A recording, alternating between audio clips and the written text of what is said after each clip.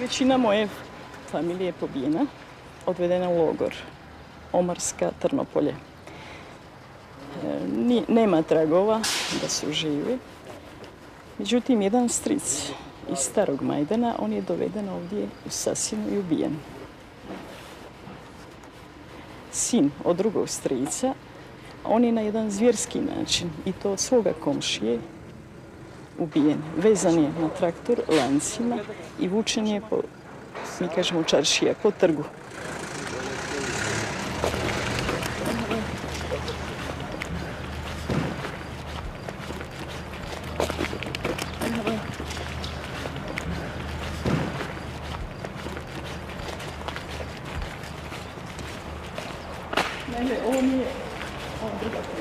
The most constant companions of Dr. Samira Mesic are the dead. She is literally digging up evidence of genocide. In 1 year, 15 mass graves have been exhumed around Sanski Most. Ovdje imamo 120 tijela. Znači, radi se o civilima, ženama. Najstarija žena je preko 94 godine, stara. Djeca su 13 godina. Djeca imamo mlađih žena do 20 godina i muškaraca. Strašni su zločini napravljeni na ovom terenu. Ovo je samo jedan dio što mi imamo. How did these people die? Što se tiče ovo sad što gledamo, to je... Oni su vatrenim oružjem gađani i imamo elemenata nanošenjem tupotvrdim predmetom.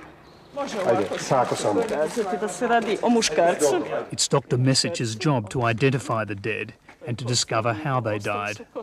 Znači, ovdje se radi o muškarcu. Leš je skeletiran. Ostali su dijelovi kosti i dijelovi odjeće. Znači, ovdje se vidi tkanina. Samo su dijelovi, tu se ne može opisati kakva je tkanina, boja. Kod drugih se možda može. Zato jako i teško odgovoriti, identificirati tijelo, znate. Međutim, što se tiče ovdje povreda, ja mogu pokazati da su to kosti, duge kosti i da su tu povrede, to su prilomi nanešeni iz vatrenog oružja. Ne samo to, tu imamo povredu glave koja je nanešena isto iz vatrenog oružja. Vidite ovdje. Ovdje se vide njegove čizme, ostala je čarapa, dio stopala. I onda tu mjerimo na osnovu kosti. Dr. Mesic is cataloguing the injuries and identifying the victims, not only for proper burial, but as evidence for the Hague War Crimes Tribunal. Ovo je negdje srednja dob, starosti muškarci. Tadić Drago i on je pronađen zajedno sa ostalima u masovnoj grobnici Škrljevita. To je ovdje blizu Sanskog mosta. As we drove into town, the list of the dead from the gravesite, finally identified by Dr. Mesic, was being read out on local radio. Benić Sulejmana Nijaz, ubijen 9.10.1995. godine. Zulić Halila Muhamed, ubijen 9.10.1995. godine.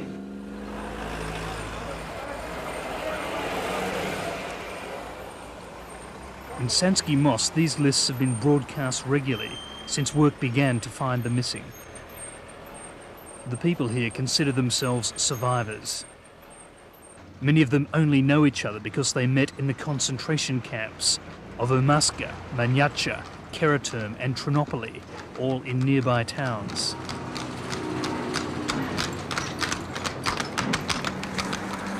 We were here to meet the man who'd survived the camps and come back to prosecute those responsible for the killings.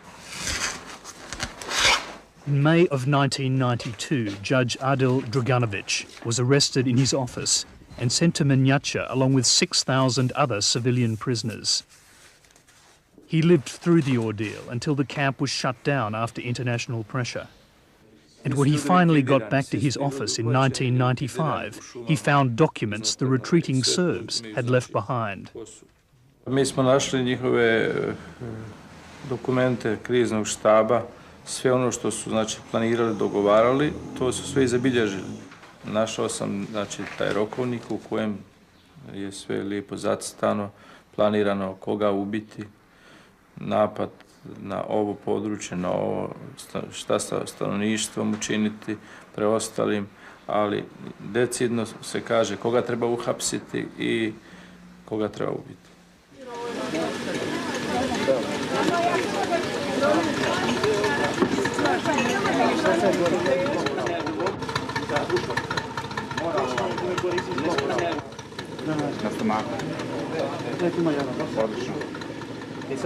Using the documents and accounts of eyewitnesses, Judge Draganovic has overseen the exhumation of more than 700 bodies from secret grave sites like this one at Lanište. Vjerojatno ste bili gore na Laništu, vidjeli ste onu jamu gdje su ubili oko 200 ljudi, bacili u tu jamu, sakrili to zemlju, misli da se nikad to neće otkriti.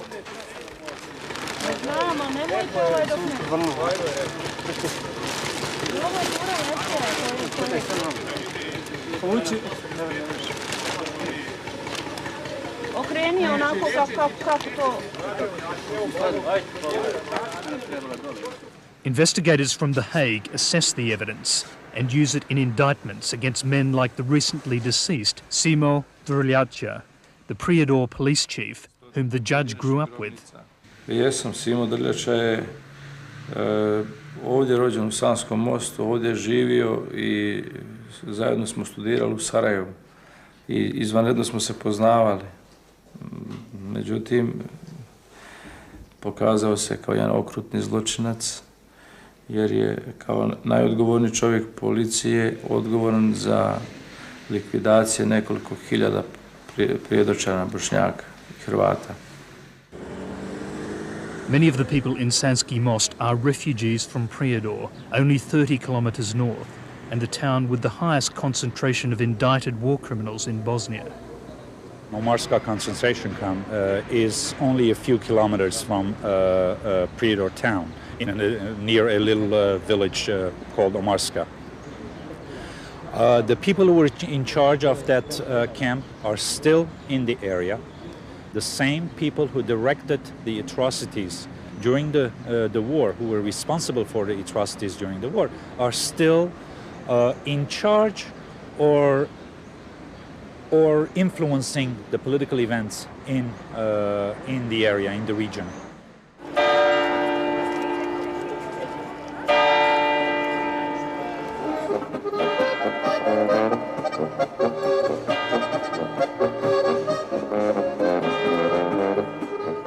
Many of the people who can still unveil those stories, the witnesses to Bosnia's war crimes, have scattered across the world as refugees. They're living temporarily in cities like Munich, too scared to return to their own corner of Europe.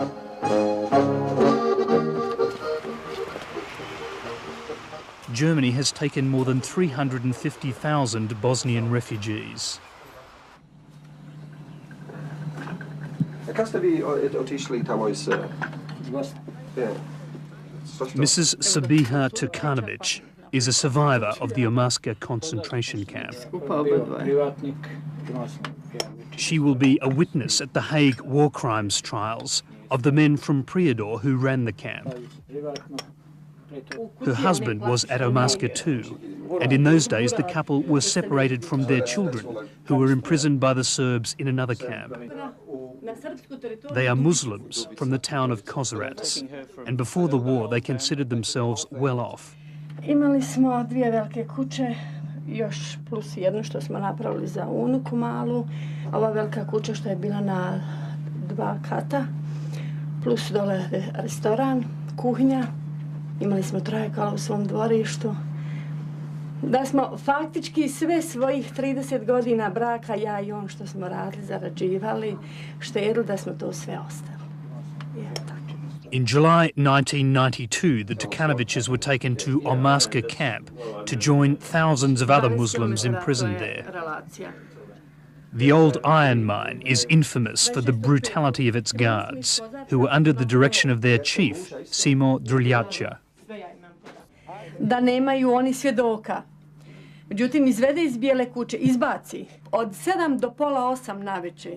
Svako večer je išao jedan mali kamionić, žute boje, koji je vozio, kad se ide prema separaciji, prema pruzi, onda je išao lijevo. Mi smo ga pratili. On je tamo vozio te mrtvace. Mi smo mogli da vidimo, mi žene koje smo gledali kroz prozor, što uspijemo da vidimo, glave, ruke, noge, da vise dole. To su sve bili mrtvaci. Oni su njih izmučili. Možda je neko od njih i bio čak i živ, nije još ni umro, ali on je jedan preko drugog nabacao.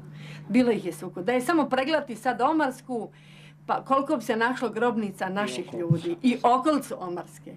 Jer samo naviče, neki prosječno 10 neki je vozito, a Bog zna koliko ih je vožena naviče u tom kombiju. The whole time in Omarska, they were under the direct authority of Simo Drljača.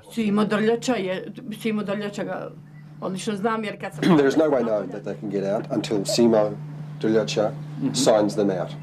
Right. He needed his signature for them to get out, Right. To free country. I ja mislim dok se god oni ne privedu u Hag i dok se njima ne bude sudilo i ono što su radili i svjesno i nesvjesno, dok ne budu odgovarali za to, mi ne možemo se vratiti tamo.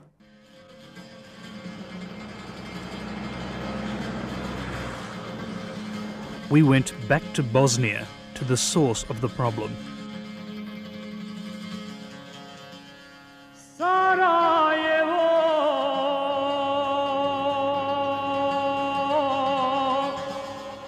In Sarajevo, we sought out the man who's been one of the strongest advocates behind the scenes for the arrest of war criminals.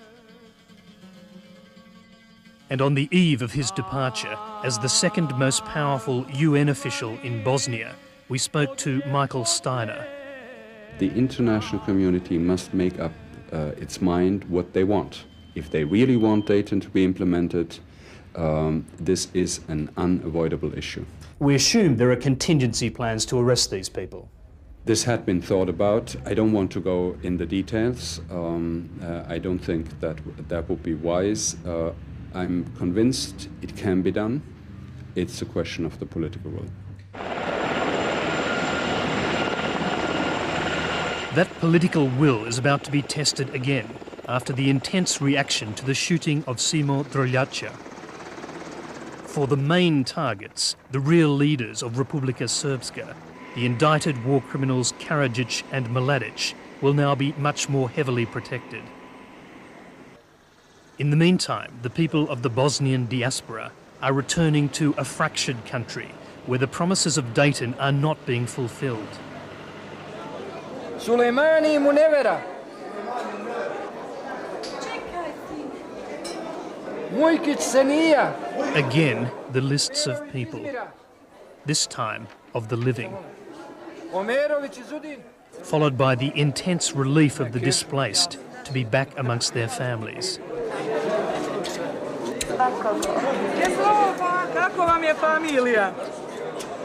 15-year-old Rafiq Shaban is reunited with his father, Mustafa.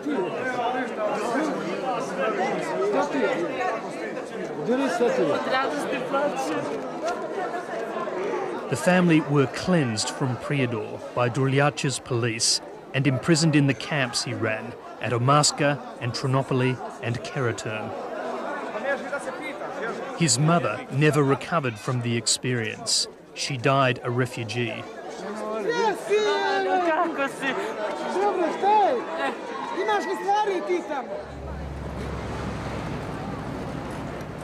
They gave us an address in the destroyed outskirts of Sarajevo. Out past the old front line that divided the western sector of the city.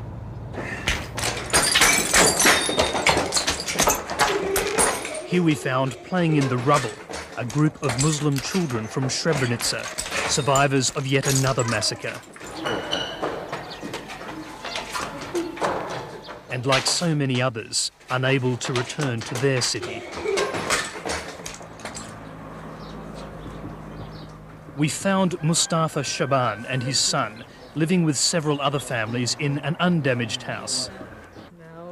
It had survived unscathed because it was behind the Serb lines and owned by a Serb who'd left with her own people, fearing reprisals if she stayed. Ovo mi je, vidiš, ja kad sam izašao iz Prijedora, ja sam izašao sa 5 člana, a vidiš sad sam ostao sa 3. Žena mi je umrla, punca mi je umrla tamo. Da. Gdje? U Makedoniji. Ja. Šta je ona vidjela, to da ne govorim ja nikako. Ubijanje i to, i gdje ženi srce oslabilo je. Yet Mustafa told us he'd been reborn when his son came back because the boy represented a new life for his people. Treba da kažem, ova zemlja sad ima potrebu sa ljudi koji imaju veću školu. Ima potrebu za te ljude. Zato što mnogi su poginuli koji su imali veću školu, koji su bili, na primjer, direktori, profesori razni, koji su bili sa školom. Želio bih sad da završim gimnaziju, želio bih da budem što veću, da imam školu. Jer on je dobro malo prije rekao, jer dosta profesora, dosta inženjera, dosta ti, mislim, funkcionera da su poginuli. Ja govorim za Prijedor. Najviše su te tamo nastradali ti ljudi. Policajci, kriminalci, ovi koji su bili u kriminalnoj službi, inženjeri, doktori, profesori i tako. We asked Mustafa if he'd ever be prepared to go back to Prijedor. Mi sad ja nemam gdje da se vratim. Gdje ću da se vratim? Srušeno. Pa srušeno je, normalno da je srušeno. You have a number of participants in the crimes, and you have villages also around Prijedor where, and that's most frightening, many of the population have taken part, where it's not just some representatives, but where in some way everybody was involved in these crimes.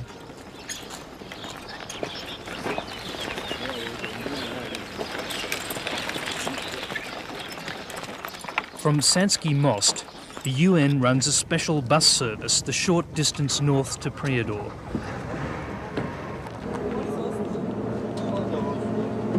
A few Muslim refugees from the town, overwhelmingly women, take the trip to visit relatives. Plainly afraid to make themselves conspicuous, none of the women on the bus would talk to us. But the knowledge that Prijedor had been a control centre of a string of concentration camps, and that the people who set them up and planned the ethnic cleansing still run the city, makes the trip a strange one.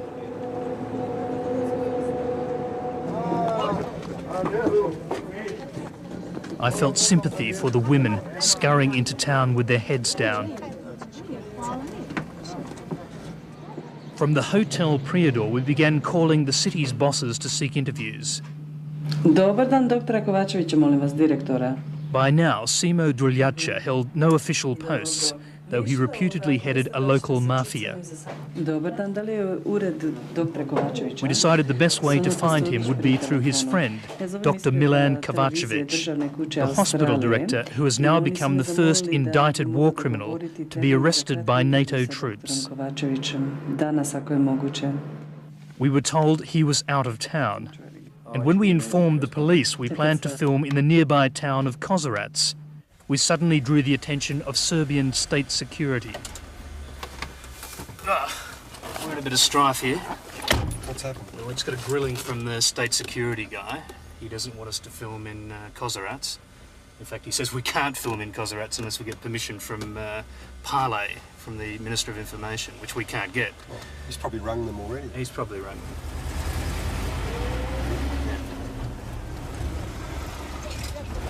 Well, that was our welcome to Prijedor, that's for sure. We decided to go to Kozarac the next day.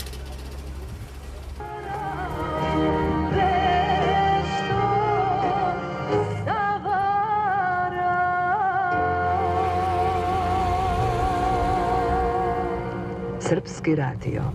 The Turkmenovich family in Munich had drawn us a map to their house in Kozarac.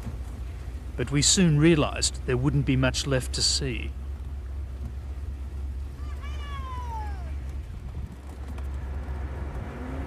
That's what remains of a mosque. Must have been a beautiful mosque too. Look at the tiles on it. There's nothing left of it now.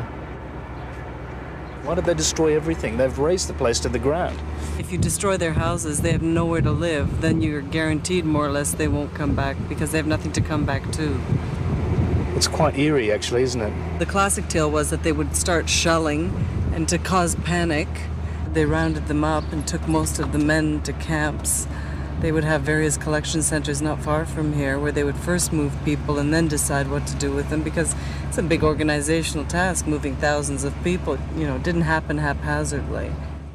Then, in the midst of the destruction, a bizarre sight, an intact house with a flourishing rose garden. Sonia, ask this lady how it feels living here in such a nice house with a nice garden, but everything else is ruined.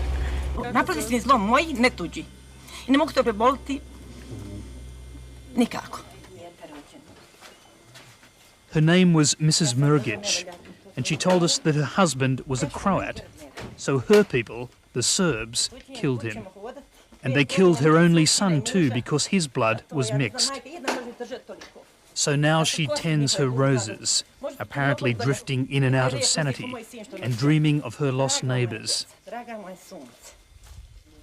Teško, umirem, za njima, umirem. Teško mi je. Bila su mi i braća i djeca i sve su mi bili. To je bilo čisto urodno, padantno. Nismo se mrzeli. Volili smo se kao komšije. Ruže su cvjetale. Bojrom na kafu. Oni meni, ja njima. Nismo očitili niku naciju.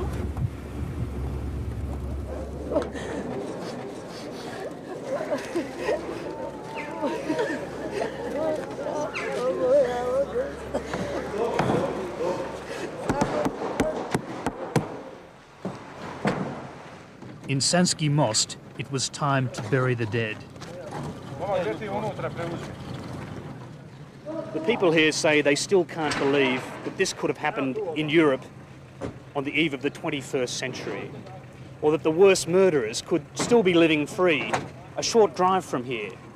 And I find myself wondering if I were burying my wife, or my children, or my parents, or my sisters here today, or if these were my friends or my neighbours, if they had been dragged from their homes like many of these people in the middle of the night and slaughtered and thrown into a lonely pit, and I had survived.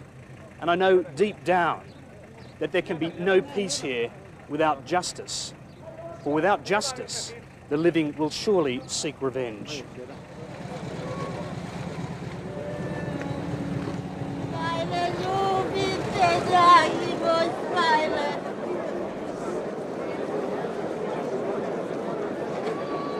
It is sometimes said of Bosnian Muslims that they hide their grief, but today it was etched into their faces.